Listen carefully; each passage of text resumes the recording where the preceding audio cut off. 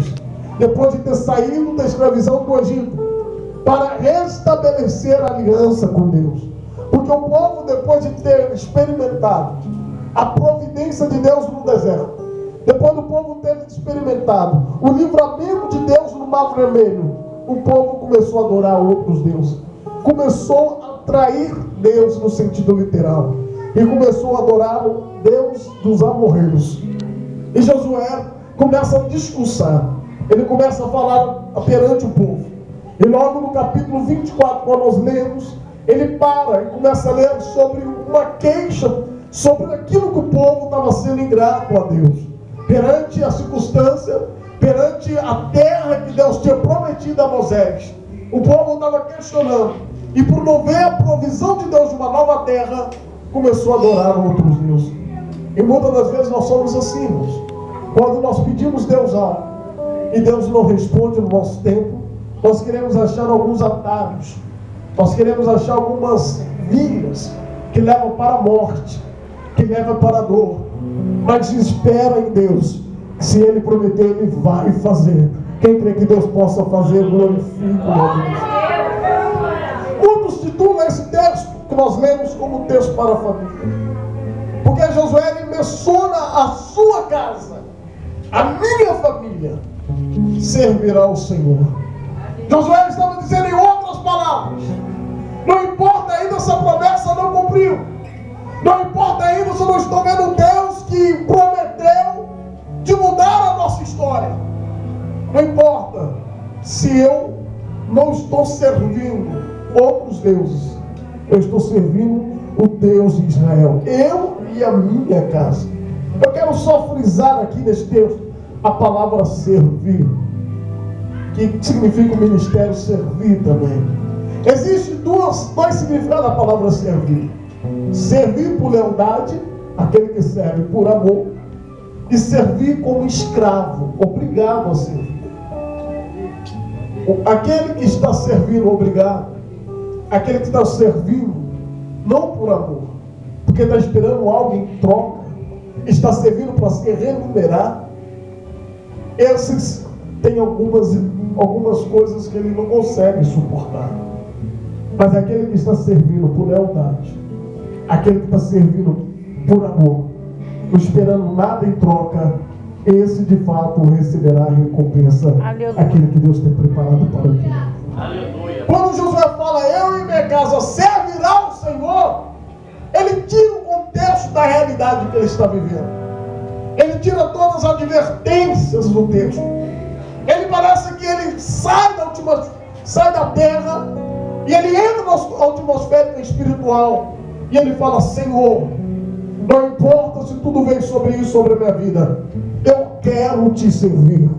Não importa, Senhor, se minha família está nesse estado, não importa, Senhor, se meu casamento está nesse estado, não importa, Senhor, se eu estou precisando de uma provisão na minha família, mas eu quero te servir, Senhor. Não nada em troca, porque eu creio que quando eu pensar que é o fim, o Senhor vai fazer o começo da minha história. Quando eu pensar que não tem mais jeito, o Senhor vai me conduzir pelo caminho da tranquilidade, vai me dar águas tranquilas. Quem crê na palavra de Deus glorifica, Deus vai te exaltar. Aleluia. Mas aquele que serve, obrigado, o primeiro vento ele se retira da presença do Senhor. A primeira circunstância, ele troca a presença do Senhor. Aquele que serve como escravo na forma literal, ele serve pelo o que eles dão mais, ele serve para aquilo que ele vai colher mais, ele serve aquilo que vai satisfazer a sua carne mais. Ele não fica no prejuízo, ele quer servir algo em troca. Eu quero que você pense agora os seus valores.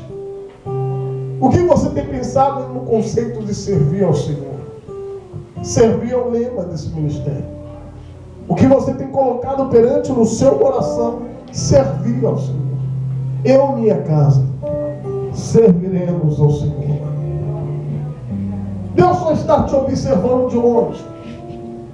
Deus está esperando que você restabeleça sobre ele uma aliança, que você coloque na posição E dependendo das circunstâncias, Deus está esperando uma reação fiel de você. Muitos olham a situação e falam: para que ir na igreja, como foi falado pela missionária Thaís? Para que servir a Deus? Olha as coisas que estão acontecendo. O seu vizinho conquista, você não conquista. Os seus sonhos não realizam.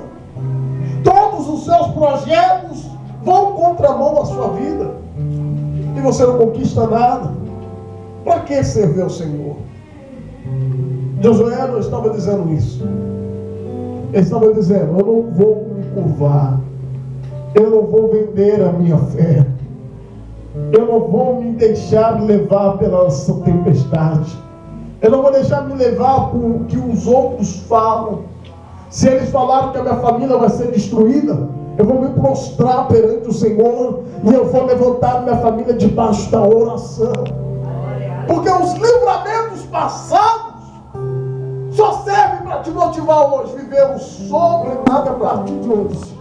Você e a tua família vai servir a Deus. Não importa a circunstância, mas importa o testemunho que você vai cantar amanhã e vai dizer: somente o Senhor é Deus. Que pode dizer isso, glorifique e exalte o nome do Senhor, adore o nome do Senhor.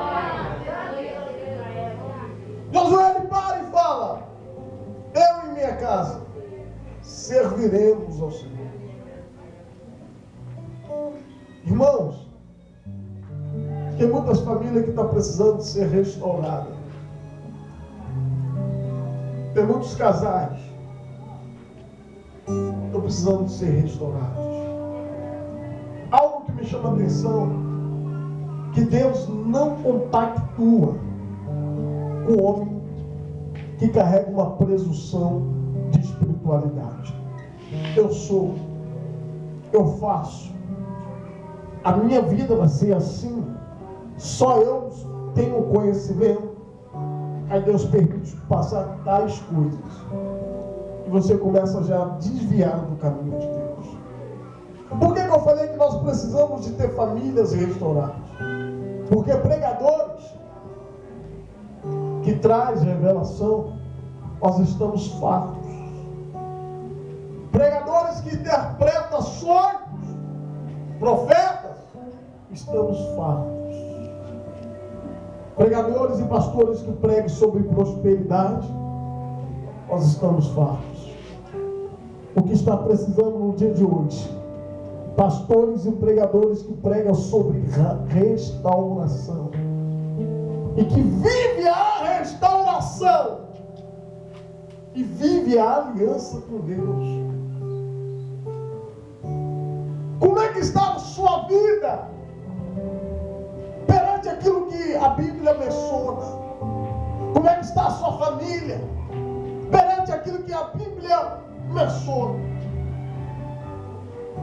Josué estava dizendo que ele não adiantaria passar além do rio do Egito. Não adianta eu ir lá com meus manjares do Egito, porque o Deus que eu sirvo, tudo ele vê. Eu posso enganar a missionária Nelly, eu posso enganar a minha esposa, mas a Deus eu não engano. Ele contempla tudo aquilo que nós fazemos. Josué estava desabafando espiritualmente. Ele estava dizendo: depois de tudo que vocês viram, o mar vermelho se abriu, as muralhas de Jericó derribadas, passando na terra seca, e ainda hoje não consegue servir Deus fielmente. Aqui Deus fala por causa de uma promessa de uma terra prometida.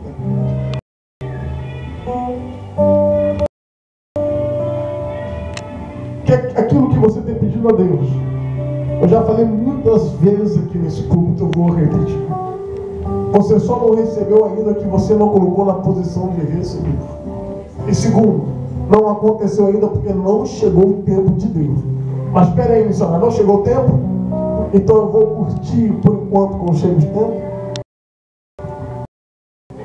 Você tem que colocar na posição. Você tem que reagir naquilo que Deus prometeu na sua vida. Prometeu que vai restaurar a sua família. Se Deus prometeu que vai trazer de volta aquilo que Satanás roubou, você tem que provocar isso, reagir. A própria oração fala, oração, orar e agir. Muitos querem orar somente e acomodar. Muitos só querem ficar parados. Muitos querem se acomodar e esperar que o profeta, esperar que o líder espiritual resolva a sua vida. Quem lembra aqui da viúva? O que o profeta diz para ela? Vai-te, pede vasilhas emprestadas, fecha a porta, ou seja, o seu milagre é particular, não compartilhe com ninguém, é só você e Deus. Muitas das vezes não acontece um milagre na sua vida que você fica contando para o fulano, para o ciclano. Deus quer revelar no particular contigo, porque aquilo que Deus tem para você é para você. Tem o seu nome lá, tem o seu endereço lá, não é do fulano. E desce o azeite sobre as vasilhas. Ou seja, reage. Ah, profeta, eu esperava que o azeite multiplicasse no meu olhar. Não, você tem que descer o azeite. Para de ficar acomodado naquilo que você está vivendo. Não contar para ninguém sobre o milagre da viúva. E aquela viúva estava com a família perdida. O profeta profetizou uma restauração, restituição. Vendes o que tens e vive do resto. Ou seja, nunca mais vai faltar na sua família. Ela viveu a providência de Deus depois de uma reação. Mas o interessante do texto é fechar a porta sobre o seu quarto. Tem coisa, varão, que é no seu particular, não conte para ninguém. Tem coisa que Deus só quer revelar para você. Aleluia. Sabe por quê? Muitos não vivem a promessa de Deus por causa da língua. Aleluia. Deus nem fez ainda. Irmão, tem que ver a casa que Deus me prometeu me dar. Piscina, sauna, tem que ver a casa. Deus ainda nem usou o profeta. Somente Deus deu uma introdução da promessa e já sai contando para todo mundo. Aí começa a entrar inveja, você começa a esfriar, porque já colocou a casa na frente de Deus. Pede Deus discernimento a partir de hoje, porque tem milagres que Deus só tem para você. Quem crê nesta palavra